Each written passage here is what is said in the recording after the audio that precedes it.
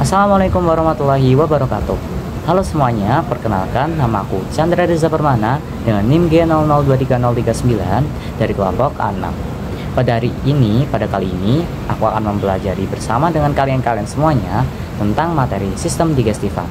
Pada materi sistem digestiva kali ini, aku akan menjelaskan mengenai beberapa bagian saja, seperti dinding abdomen, kemudian juga peritoneum, dan rectum analis. Nah, kita pelajari bersama-sama ya, mulai dari yang pertama. Yang pertama mengenai dinding abdomen. Kira-kira teman-teman tahu nggak sih kenapa orang-orang bisa menjadi six pack begitu perutnya? Kira-kira ada otot apa aja ya yang mendirikan dari six pack tersebut? Apakah ada lapisan-lapisan tertentu? Mari kita bahas bersama dan kupas bersama ya. Nah, pada lapisan-lapisan di dinding abdomen itu terdapat dua lapisan dinding abdomen. Ada yang pertama bagian dinding anterolateral dan juga bagian dinding posterior. Nah, kita akan membahas dulu dari lapisan dinding abdomen dari anterolateral. Bagian anterolateral ini berarti kita melihat dari depan dan juga lebih ke samping. Bagian anterolateral ini merupakan terdiri dari anterior dan juga lateral. Sebenarnya keduanya memiliki lapisan yang sama. Nah, yang pertama tentu ada kulit, di mana kulit ini akan melekat pada struktur yang terletak di bawahnya dengan longgar, tapi kecuali di umbilikus. Nah, kemudian yang kedua ada fascia superficialis. Nah, fascia superficialis ini merupakan jaringan subkutan dari abdomen, terdiri dari dua fascia lagi. Fascia superficialis ini ada fascia Camper dan juga fascia scarpa. Nah, fascia Camper ini merupakan lapisan lemak yang superficialis. Pada laki-laki ini rentan terhadap penimbunan lemak subkutan terutama di perut bagian bawah. Sementara ada fascia scarpa kan tadi. Fascia scarpa ini merupakan lapisan membranosa dalam dari jaringan subkutan. Nah, kemudian ada yang ketiga yaitu fascia profunda. Fascia profunda ini merupakan lapisan tipis jaringan ikat yang menutupi muskulus atau otot dan terletak tepat di sebelah dalam fascia scarpa tadi. Nah, masing-masing fascia profunda ini terdiri dari lamina superficialis, lamina intermedia, dan lamina profunda. Nah, kemudian nggak lengkap dong kalau hanya fascia-fascia saja, ada juga muskuli. Di keempat ada muskuli et aponeurosis atau otot-ototnya. Ada otot apa aja? Yang pertama ada musculus obliquus externus abdominis. Kemudian yang kedua ada musculus obliquus internus abdominis. Yang ketiga musculus transversus abdominis. Yang keempat musculus rectus abdominis. Dan yang terakhir musculus pyramidalis abdominis. Itu tadi muskulus-muskulusnya. Kita akan lebih lanjut membahasnya ke materi selanjutnya ya. Nah, kemudian selain muskulus ada juga fascia transversalis. Apa sih fascia transversalis ini? Fascia transversalis ini yang lapisan tidak nampak jelas kecuali lapisan di dalam musculus transversus abdominis. Jadi fascia transversalis ini merupakan kelanjutan dari fascia profundus yang memagari kavitas abdominalis dan berlanjut ke dalam kavitas pelvis. Nah, terus selain fascia transversalis tadi ada fascia extraperitonealis atau sering disebut jaringan lemak. Fascia extraperitonealis ini berada lebih dalam atau lebih profunda dari fascia transversalis. Fascia ini nanti akan memisahkan fascia transversalis dari peritoneum. Fascia ini terdiri dari sejumlah lemak, seperti yang aku bilang tadi merupakan jaringan lemak. Terus yang terakhir ada peritoneum parietal.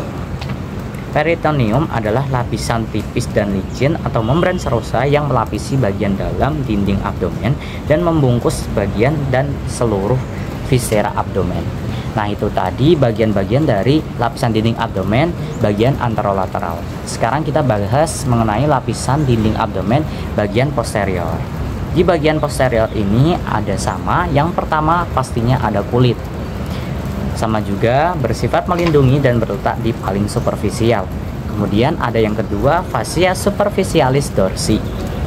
Yang ketiga tentunya yang gak kalah penting juga ada musculus atau otot-ototnya. Muskulusnya terbagi menjadi apa aja? ada pada muskulus lapisan pertama, lapisan kedua, lapisan ketiga, dan lapisan keempat. Untuk lapisan yang pertama ada muskulus latissimus dorsi. Yang kedua ada di lapisan kedua ada musculus multifidus, musculus interspinalis, dan musculus obliquus internus abdominis. Sementara di lapisan ketiga ada musculus multifidus juga, musculus interspinalis juga, dan musculus obliquus internus abdominis juga. Jadi di lapisan kedua dan lapisan ketiga sama. Kemudian yang terakhir di lapisan keempat ada musculus quadratus lumborum, musculus iliopsoas, musculus transversus abdominis.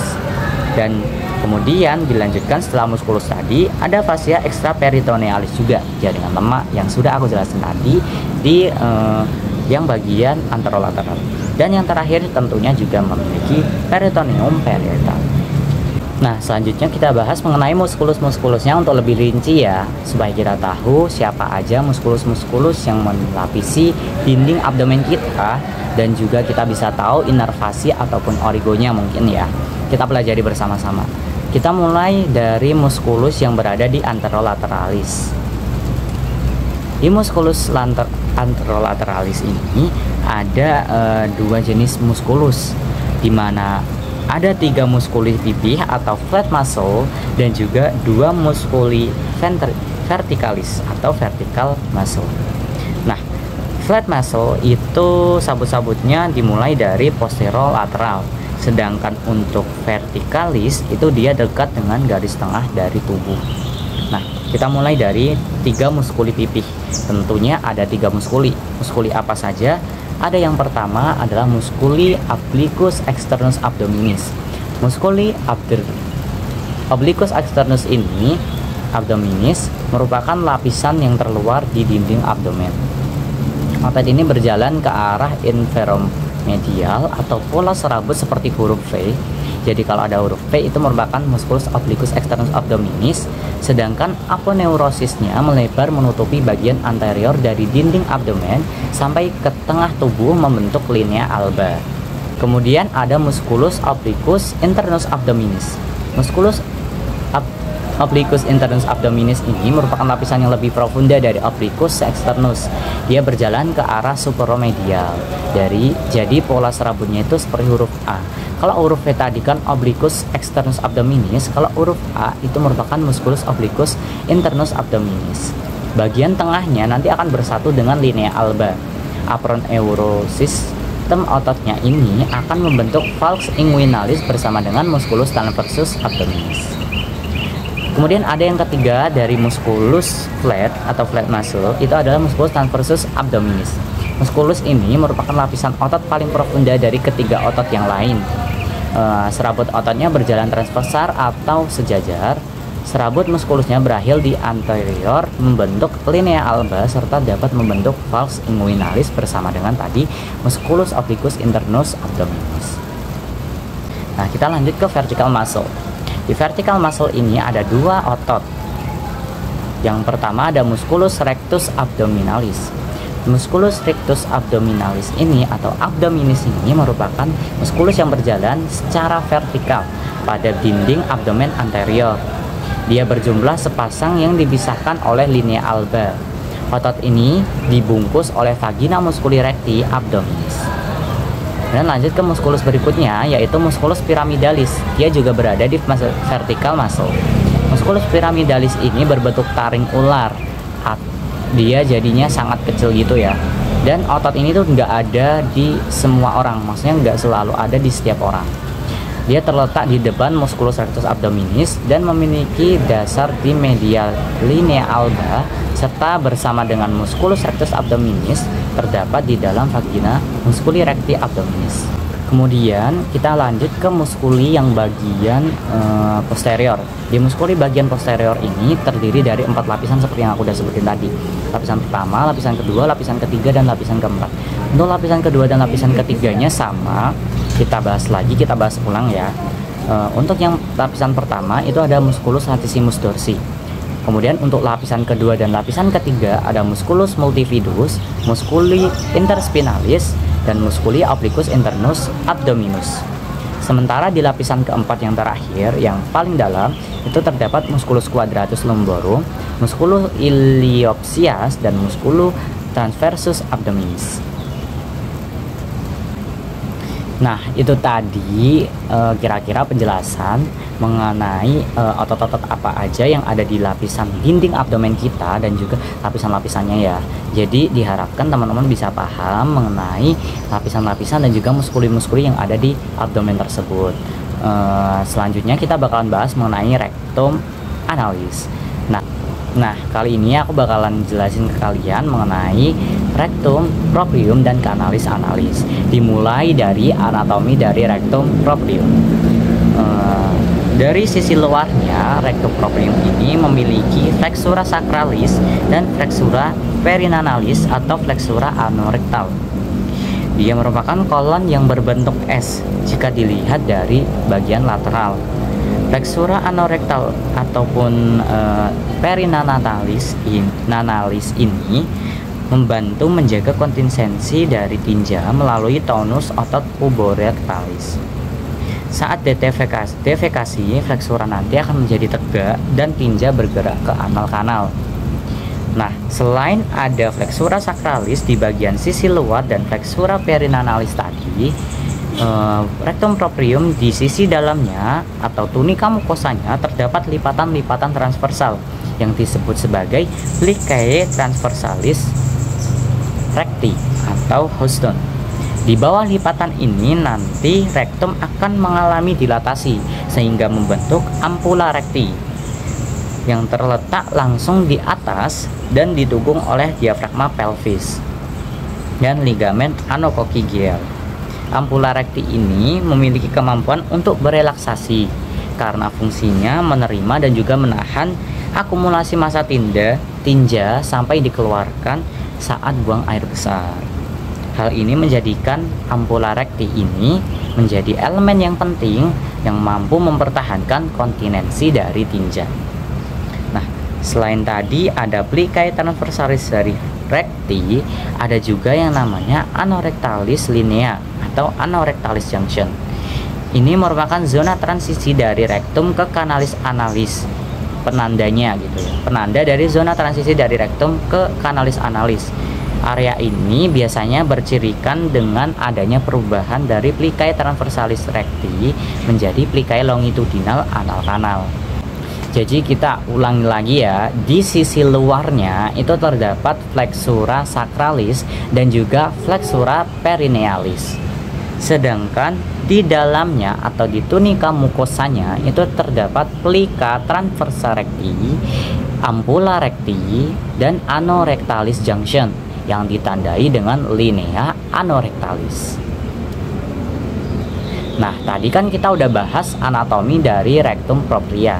Kita bakalan lanjut ke anatomi dari canalis analis. Anatomi dari canalis analis ini terbagi menjadi 3 segmen. Dia ada zona columnaris, pecten analis atau zona alba dan zona cutanea. Di zona columnaris ini terdiri dari lipatan longitudinal columna rectalis atau analis Morgagni yang dibentuk dari corpus cavernosum. Nah, kemudian di pecten analis atau zona alba ini itu terdapat epitelium squamous kompleks non keratinisasi yang menimbulkan zona putih di mukosa. Kemudian di zona cutanea ini adalah kulit eksternal. Dia dibatasi secara tidak konsisten oleh linea anocutanea. Kemudian yang terakhir itu ada yang namanya zona hemorrhoidalis. Dia merupakan tempat yang memungkinkan terjadinya benjolan hemoroid karena pelebaran dari VV hemorrhoidalis.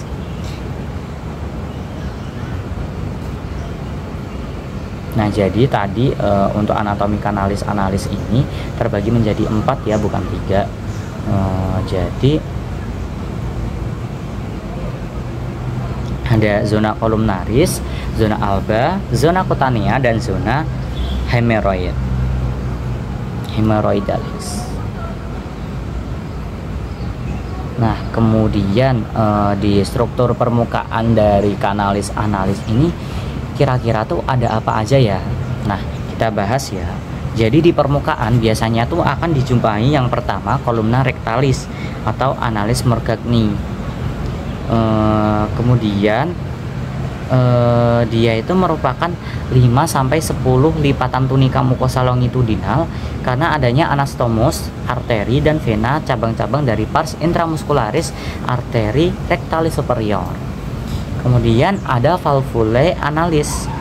Dia merupakan pelipatan mukosa yang menghubungkan tiap dua kolumna pada bagian kaudal. Kemudian ada juga yang namanya sinus rectalis, merupakan cekungan di antara valvulae analis. Terus kira-kira ada nggak ya otot-otot di kanalis analis ini? Tentunya ada. Ada otot-otot apa aja? Yang otot-otot yang di sini itu merupakan otot-otot yang berada di sphincter. Ada apa aja? Ada yang pertama musculus sphincter ani internus yang merupakan otot polos. Kemudian ada musculi corrugator ani yang merupakan otot polos juga. Kemudian ada musculus sphincter ani externus yang merupakan otot skelet. Kalau externus adalah skelet, kalau internus merupakan polos. Kemudian yang terakhir ada musculus puborectalis yang merupakan otot skelet dan bagian dari musculus levator ani. Nah, itu dari otot-otot yang berada di kanalis analis, terutama di bagian sphincter. Kemudian untuk neurovaskularisasinya bagaimana? Bagaimana arteri, vena, kemudian inervasinya. Oke, dimulai dari arterinya. Arteriae itu ada cabang dari arteri rectalis superior, cabang arteri mesenterica inferior. Kemudian ada arteri rectalis media, cabang arteri iliaca interna, dan arteri rectalis inferior, cabang arteri iliaca interna juga. Nah, kemudian untuk venanya, dia tuh akan ke vena rectalis superior, dialirkan ke vena mesenterica inferior, kemudian ke vena porta. Sementara untuk vena rectalis media akan ke vena iliaca interna, kemudian ke vena cava inferior. Sedangkan untuk vena rectalis inferiornya akan ke vena pudenda interna, kemudian ke vena iliaca interna, kemudian ke vena cava inferior. Jadi pada anal kanal, drainase vena yang terletak di atas linea pectinate akan bermuara ke vena porta, sedangkan yang bagian bawah linea pectinate itu akan ke vena cava inferior. Jadi intinya muaranya tuh kalau yang bawah ke vena cava inferior, sedangkan yang atas nanti akan ke vena porta. Sedangkan untuk inervasinya terbagi menjadi dua, inervasi parasimpatis dan inervasi simpatis. Untuk inervasi simpatisnya itu oleh nervus splenolumbalis, sedangkan untuk parasimpatisnya oleh nervus plancici pelvici atau rektum bagian kaudal. Nanti itu juga dapat mendapat inervasi dari cabang plexus sacralis, yaitu nervus pudendus yang disebut nervus hemorrhoidalis inferior. Itu tadi adalah neurovaskularisasi dari rektum anus, rektum kanal analis juga. Nah, untuk selanjutnya kita bakalan bahas mengenai peritoneum. Apa sih peritoneum? Nah, tadi aku udah sedikit spill ya peritoneum itu apa. Nah, aku di sini bakalan ngejelasin ulang dan bakalan lebih detail ngejelasinnya mengenai peritoneum. Jadi peritoneum itu sebenarnya apa sih? Peritoneum adalah lapisan tipis dan licin membran serosa yang melapisi bagian dalam dari dinding abdomen dan nantinya membungkus bagian atau seluruh viscera abdomen. Nah, peritoneum ini memiliki fungsi, dia nggak cuma sebagai aksesoris aja, tapi dia punya fungsinya. Fungsinya sebagai apa? Yang pertama, dia itu bakalan melumasi untuk mencegah gesekan antar viscera abdomen. Kemudian dia juga menyimpan lemak. Nantinya dia juga akan sebagai tempat pertahanan terhadap infeksi dan juga sebagai alat penggantung organ viscera, dan dia akan mempercepat absorpsi dari obat-obat yang dimasukkan secara intraperitoneal. Itu dari fungsi peritoneum. Kemudian peritoneum ini tuh terbagi menjadi dua. Ada peritoneum parietal dan juga peritoneum visceral. Untuk peritoneum parietal merupakan lapisan yang melapisi di bagian dalam dinding abdomen dan menjadi bagian dari dinding abdomen tersebut. Sementara untuk peritoneum visceral itu lapisan peritoneum yang melapisi langsung permukaan organ viscera abdominis, baik secara sebagian ataupun secara keseluruhan permukaan organ. Untuk yang sebagian permukaan organ merupakan organ retroperitoneal, sedangkan yang keseluruhan dari permukaan organ disebut sebagai organ intraperitoneal atau intraperitoneal. Nah,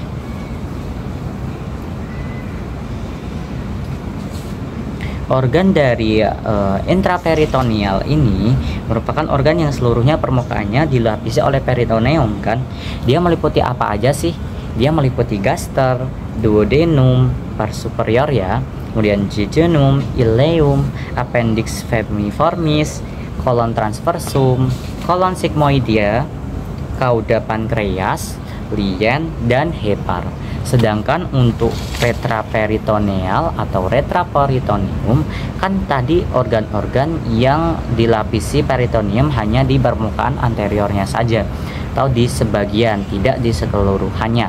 Kita bisa menggunakan jembatan keledai Sedgpucker atau Sadpucker, SADPUCKER, yaitu di suprarenal gland atau glandula suprarenalis, aorta untuk A, D, duodenum, kecuali di pars superiornya karena pars superiornya adalah intraperitoneal, P, pankreas kecuali di kaudanya karena kauda pankreas juga intraperitoneal, U, ureter, C, colon ascendens et descendens, K, kidney, E, esophagus, dan R, rectum. Nah, itu tadi adalah organ intraperitoneal dan retroperitoneal. Terus aku juga mau ngejelasin mengenai duplikator peritoneum. Nah, untuk duplikator peritoneum ini sebenarnya tuh ada 3, yaitu mesenterium, omentum, dan ligamentum. Tapi nanti untuk omentum bakalan langsung gabung dengan ligamentumnya ya. Jadi aku bakalan langsung ngejelasin dari mesenterium dan juga omentum aja. Untuk mesenterium merupakan lapisan mesenterium merupakan lipatan ganda dari peritoneum yang luas. Dia bakalan berbentuk kipas dan menghubungkan jejunum ileum dengan dinding posterior abdomen.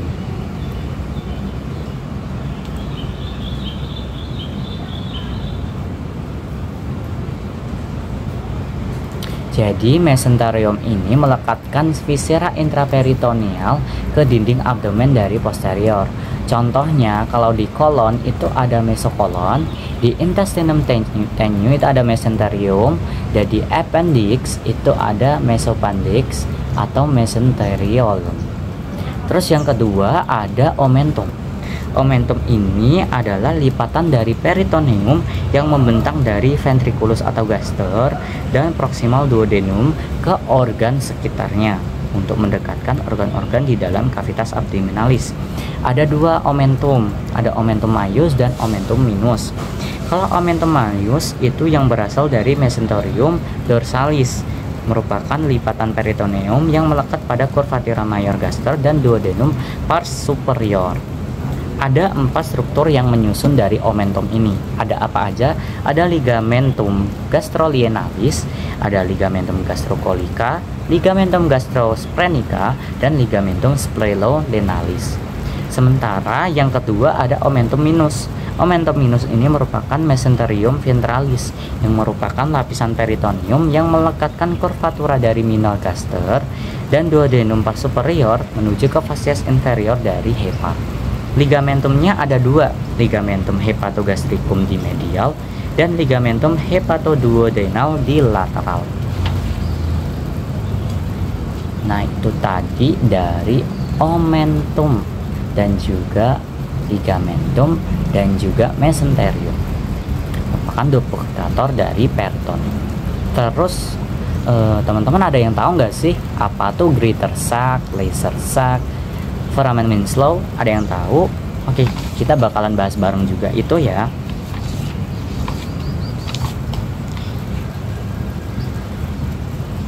Jadi pada saat dewasa akan ada perputaran saat embrional. Nah, perputaran dari saat embrional itu nanti akan menyebabkan cavum peritonei tidak lagi menjadi satu rongga yang utuh, tetapi terpisah menjadi dua ruangan yang saling berhubungan, dikenal sebagai cavum peritonei mayor atau saccus mayor, atau yang disebut sebagai greater sac, dan cavum peritonei minor atau bursa omentalis yang disebut lesser sac.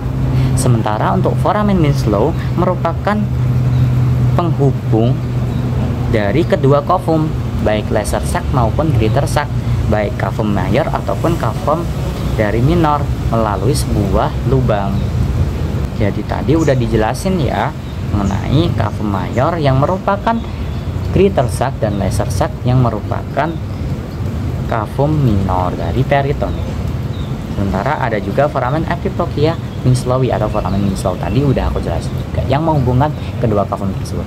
Nah, itu tadi kita udah bahas bareng mengenai sistem digestiva. Semoga teman-teman bisa memahaminya ya.